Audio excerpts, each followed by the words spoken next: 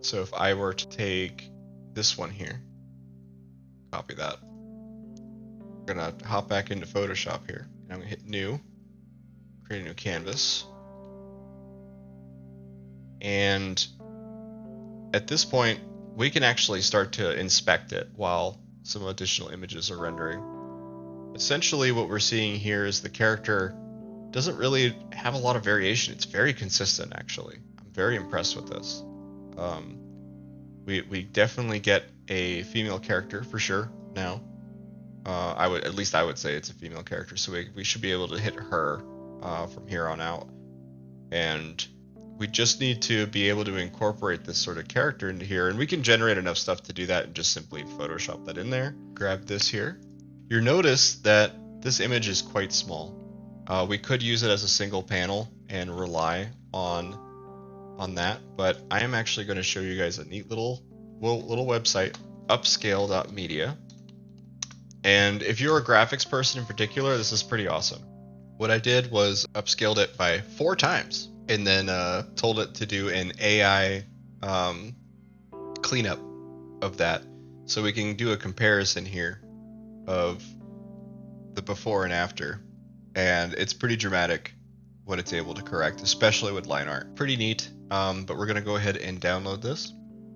And we can see that is 43% is now the full frame of this. And I could do the same thing with the bottom panels here. But for now, I mean, this alone could be a cover page. This darkness here should evoke a little bit of feeling. Yeah. By just saying, I want this to be square here. And then on this one, we're going to make that a smart object as well. And we're going to just shrink that down a bit to match.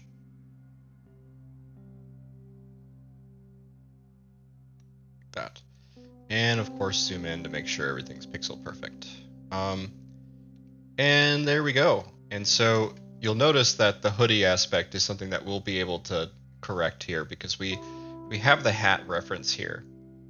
We might be able to say just in Photoshop beta that this is like the rim of a hat, but let's try something out really quick. Let me pull my canvas down, and we are going to drag this, bring it down here, and then in Photoshop beta, let's just see what it does without giving it any real direction on filling this gap area here.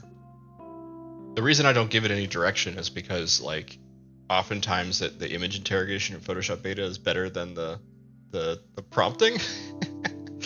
And also lets us kind of deviate into latent space that they don't want you to go into. The Midjourney does similar things where the latent space, if you prompt specific things, it will not want you to do that. But if you say, like, you know, nothing or slightly reference them, you'll be able to you know, get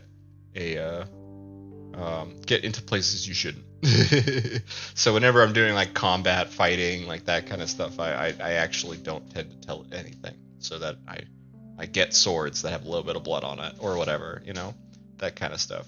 What we can do though is we can kind of see what it does with outpainting on this here. So we can kind of come in and hit generate and see if it like kind of gives us a little more woods, a little more panels, like maybe we'll do something interesting with this. The thing about Photoshop beta is that the more canvas you give it to fix, the more it's going to butcher it. You tend to see some really wonky anatomy, some really wonky painting styles as well. But this is probably the best out of them all here. So if I say now we come back in here and we take a look at the pants, he's got thin little legs here. There's no thin little legs on these ones here. So let's try to make the pants a little more accurate. And there's other continuity issues surely, but for now, the main thing I'm kind of pulling out of this is that I want to see if it's able to refer to the legs in the top panel here, because with Photoshop beta referencing the entire canvas, you really do get a lot of benefit from just saying, like, you know, hey, what do you think should be here? Look, we got thinner legs right there. Let's see, oh my god, like jeans. Oh, look at this. Oh, that's some awkward looking legs. Let's just write legs. legs. No. See, this is the main reason. Again, I want to venture into spaces that it doesn't want me to go to. Legs, particularly. I think I'm just gonna keep it to where it's easy for me to clean up later, like that, and I will draw it in myself later. Cool. So we're making good progress here. There is some color correction I'm gonna need to do here where it's darkened. I also need to come in and like I said, fix this and make this have darker pants there. But lastly, it's the continuity of that damn hat, So I'm going to, again, try this one more time to see if I can get the hat to look more like a hat as opposed to a hoodie. And maybe, worst case scenario is we ditch the hat, but that's kind of going against my goal of staying on model. So let's just first generate that and see what it does.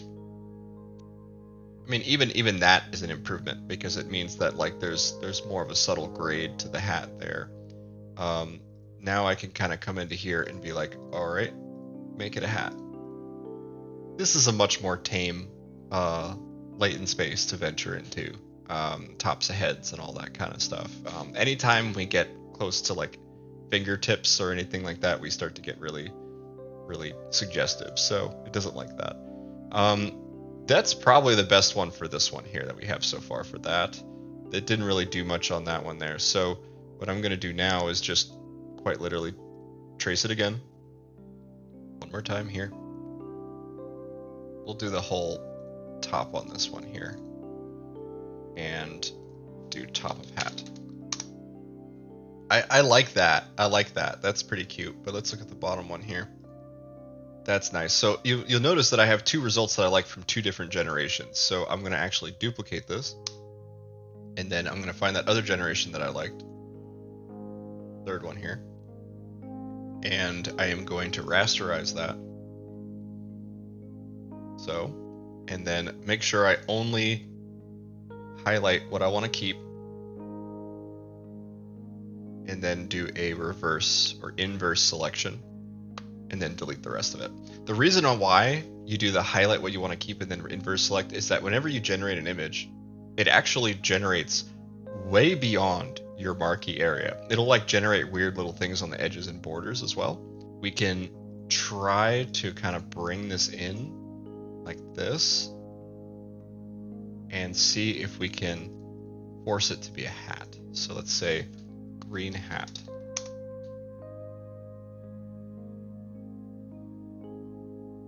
All right, so this is interesting. If I isolate to just this, I might be able to just scale it down. Pull out my pen for the first time today. We know that we want this to be mostly white coming up around the hat. Maybe something like that. Okay. And same thing with here. There's a weird sort of line that it drew here, So I'm going to come in and just kind of come in like that. Just go with that. Okay. So now what I need to do is I need to color correct the green. I'm going to make a new layer and just draw that color reference onto there. Now we come in and hit image, adjust, replace color. Find that green. And we're just going to make the greens match. And you just kind of hone in exactly where it is. The thing is that there, at least for generated imagery, there's a lot of gradients and variations because we're working with depth maps, not with static two-dimensional shapes and things. So you won't ever get it absolutely perfect, but you can get close. So now we just want to mess with the fuzziness here and see if that brings us closer with the other colors, and it kind of does. So I'm just going to keep that up high. And now with the same layer that I did the little sample color, which is much harder to see now, I'm going to grab a reference of our dark color and put that in there. And you can see just how dramatically different that is. This is really where honing in your colors really sells the final image here. So let's go ahead and hit replace color, but instead we're going to drop the fuzziness because we only want to affect the darker colors here. And we want to start kind of bringing that in. And that's actually why I keep my references side by side, because it lets me be able to drop the fuzziness to where it's going to be less effective on there. So let's go ahead and start to bring the hue to a bit more purple. Bring that down a little bit. Yeah, I like that. Okay, now we can get rid of that layer. And there you go. Color matchy. Matchy. So essentially what I want to do here from this point is I'm going to have to correct a little bit of the top of this hat here to match this a little better. But we can now basically hand paint the corrections that need to be done on this. But let's see how our villain character generated earlier, and maybe we can kind of hop in and do some fun stuff with that.